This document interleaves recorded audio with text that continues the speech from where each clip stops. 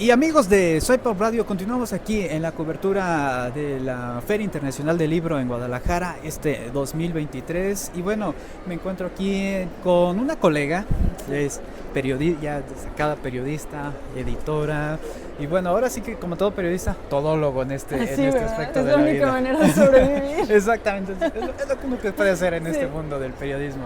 Así es que me refiero a Camila Sánchez, a quien quiero darle la bienvenida y que nos viene a platicar sobre un texto, un libro particular que es Oídos de Palo, que es lo que estamos presentando ahorita.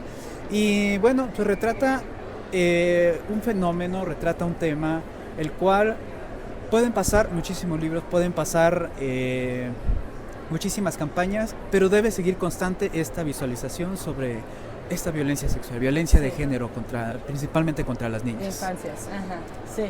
Sí, Oídos de Palo es un libro que habla principalmente del abuso sexual infantil. Habla también de las violencias de género que suceden de manera cotidiana en nuestro país y en América Latina y bueno, seguramente en muchos lugares del mundo todavía. Sí. Pero sobre todo enfocadas a las infancias, ¿no? Padres ausentes, y infancias que son catalogadas de tontas o de que como son niños no se van a acordar, ¿no? Como mucho abandono, mucho deje y sobre todo la parte del abuso sexual. ¿Cómo plasmas este fenómeno en una novela, en un libro, en letras? Sí. Pues mira, tú sabes, el periodismo a veces no es...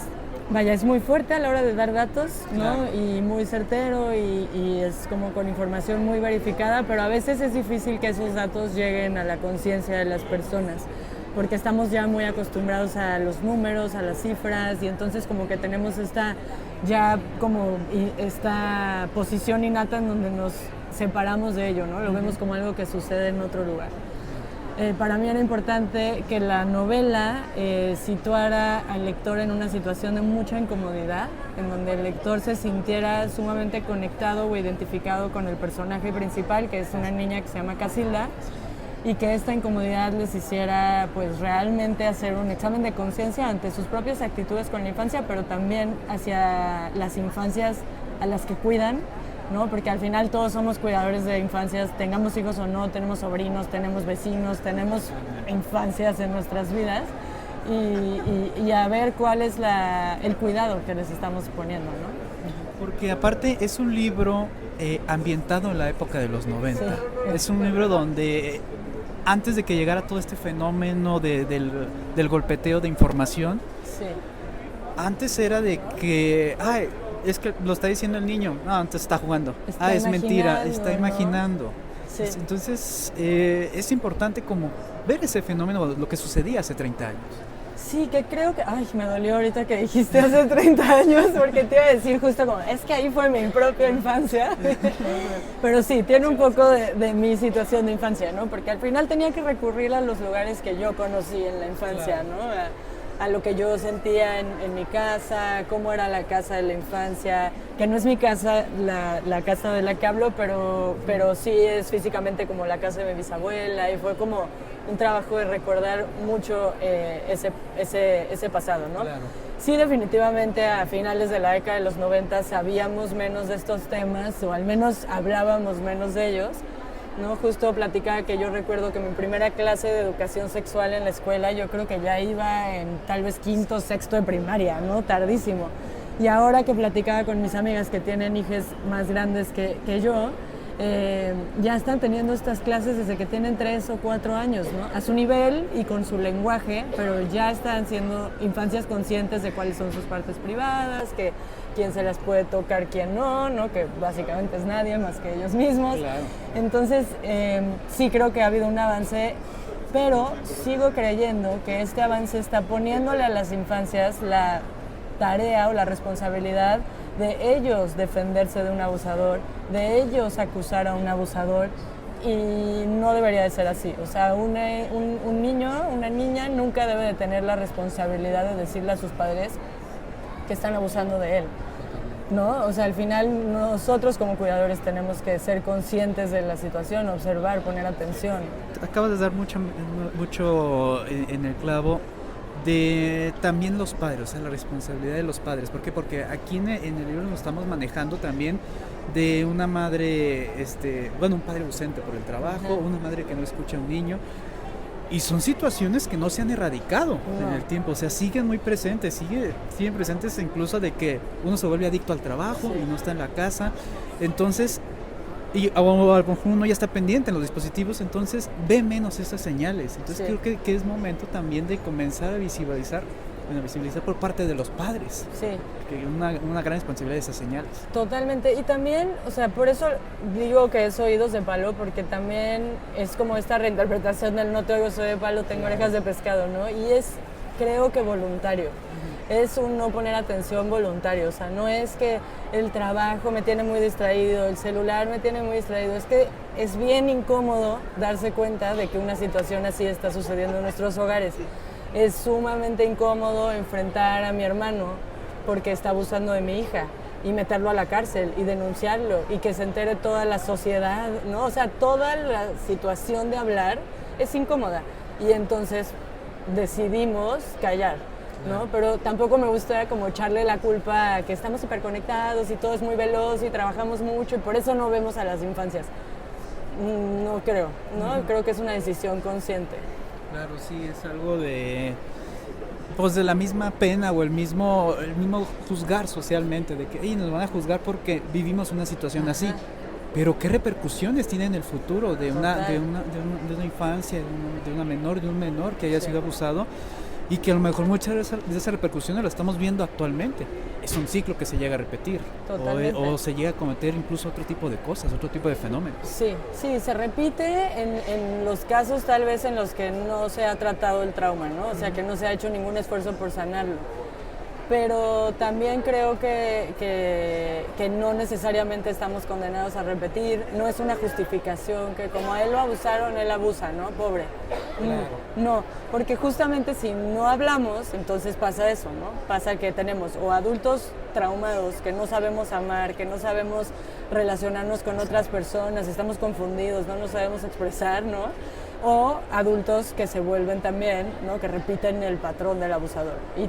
Y la otra opción, cuando hablamos, es entonces encontrar adultos que están en contacto con sus emociones, que están sanando, que se responsabilizan de cambiar y que se responsabilizan de cuidar a las infancias para que se erradique esta violencia. Por ejemplo, para Camila, tocar ese tema tan delicado, ese tema tan importante, ¿cómo fue ese proceso de tratarlo así con cuidado para ahora sí que comenzar a que se entienda y no se hiera como, no se diga, no, es que ese libro no es apto? Justo, fue muy difícil esa parte porque primero yo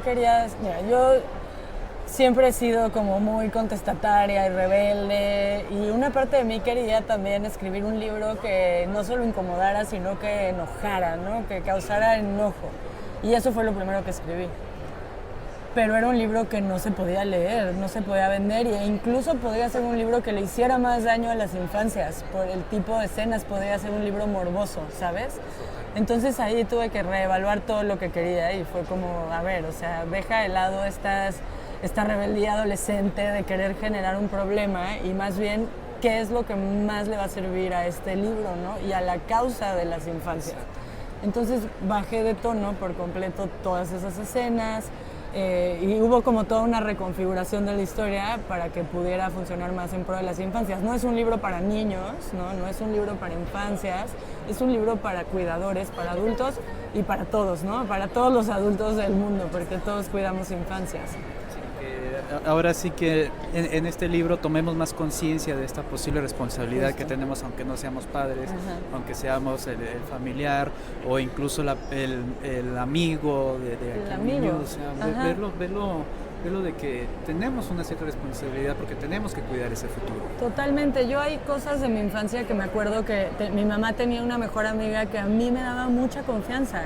Y había cosas que no eran abuso sexual, pero que me molestaba a otra niña en la escuela y se las contaba a ella, a la amiga de mi mamá, no a mi mamá, ¿no? Y eso es como la responsabilidad que tenemos y yo por eso a mis amigas y a mis amigos siempre pues les los hago leer o les pido que lean cosas de estos temas, porque yo no sé si mi hija le va a llegar a contar a mi mejor amiga algo y yo necesito que ella sepa cómo reaccionar, ¿no? Y cómo responder. O sea, fue difícil porque entrevisté mujeres que habían pasado por esto. Fui muy meticulosa en las entrevistas, en querer saber qué sentían ahora mientras recordaban, qué recordaban haber sentido en el momento en el que fueron abusadas, ¿no? O en esa etapa de su vida. Yo también tuve que trabajar con mi propio abuso que viví en la adolescencia, que pues no es la infancia, pero también eres un bebé, ¿no? O sea, todavía no estás muy consciente de toda la dinámica de abuso que está sucediendo a tu alrededor. Fue muy fuerte. Lloraba todo el día, como que fue muy personal también hasta cierto punto la historia, pero también fue muy liberadora, fue muy sanadora, porque al final cuando terminé de escribir la historia fue como que, por fin, algo que estaba ahí, ¿no? En mi garganta y que le urgía salir pudo liberarse. Y creo que eso también ha pasado mucho con las personas cuando leen la novela, porque de verdad que no me deja de pasar todos los días que alguien termina la novela.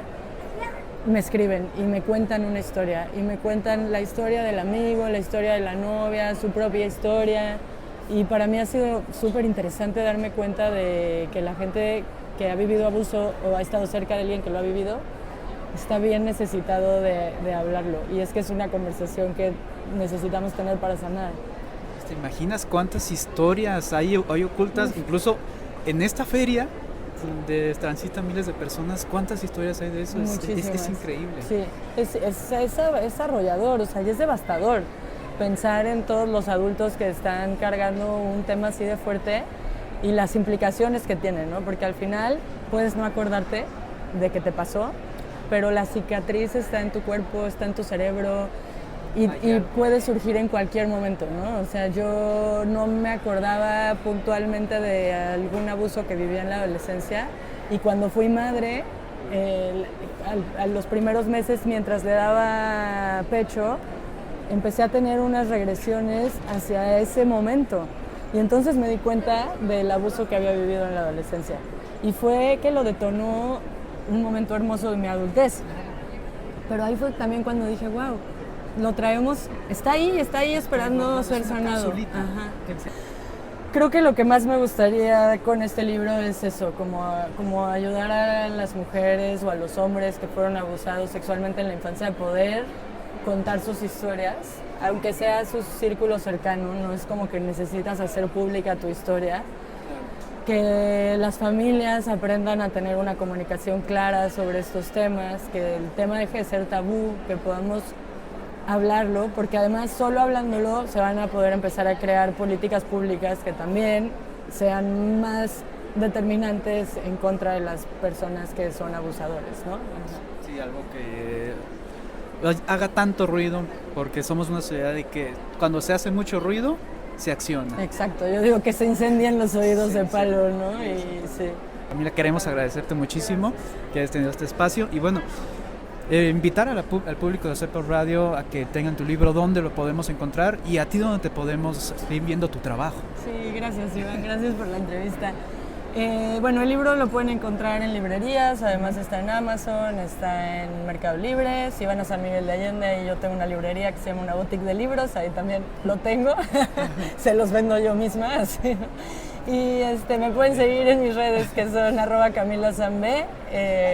Estoy así en todas las redes sociales, y bueno, por ahí también platico de otros proyectos y otras cosas que suceden. Muchas gracias. Gracias, y pues ya saben, Oídos de Palo, este acompañamiento que debe tener todo adulto hacia los niños y el saber cómo reaccionar. Así es que creo que es un buen inicio. Muchas gracias, Carmen. Muchas gracias.